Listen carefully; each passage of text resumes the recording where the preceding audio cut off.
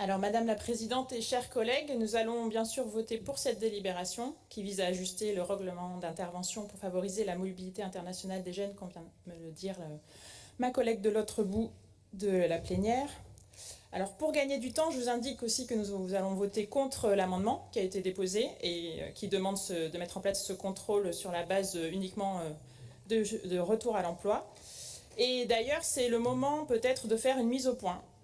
Ça fait quelques mois qu'on y pense. Bon, depuis ce matin et depuis plusieurs années, on entend les élus d'extrême droite nous qualifier d'idéologues à longueur de temps, comme si c'était une insulte ou une caractéristique négative. Et depuis le début de cette plénière, malheureusement, on voit nos collègues LR confirmer le glissement dangereux qu'on voit déjà depuis plusieurs sessions vers leur droite, c'est-à-dire vers l'extrême, à notre grand désarroi, en utilisant le même terme. Alors, je vais faire ma sachante, mais si on regarde les définitions, je vais prendre celle de l'Académie française pour ne pas être traitée d'idéologue avec ce choix. L'idéologie se définit comme l'ensemble des idées, des valeurs et des normes d'une société, d'un mouvement ou d'une doctrine politique. Or, sauf erreur de ma part, chacun de nous ici, dans cette assemblée, s'inscrit dans une doctrine politique, donc porte une idéologie propre, y compris les élus du Rassemblement national. À moins que vous ne partagiez pas un ensemble d'idées et de valeurs entre vous, mais c'est pas ce qu'on voit et ce qu'on entend ici ou ailleurs.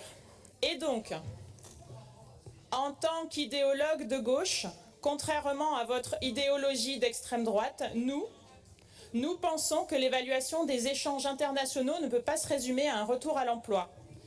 La mobilité internationale, ça permet aux jeunes de s'enrichir humainement, de rencontrer des personnes qui pensent différemment, qui vivent différemment, et de comprendre au final qu'il ne faut pas avoir peur de la différence, mais au contraire que nos différences entre humains sont une de nos plus précieuses richesses.